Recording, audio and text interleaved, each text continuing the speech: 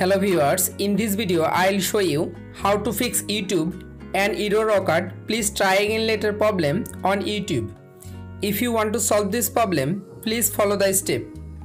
Step 1. Open your phone setting, scroll down, go to apps, click on manage apps, search YouTube application, click on YouTube application, again tap on storage,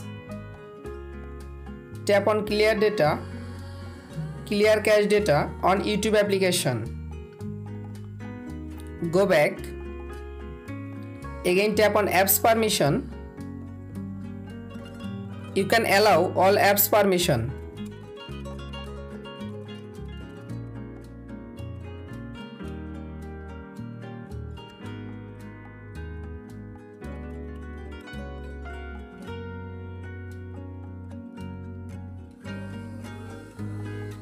Step 2.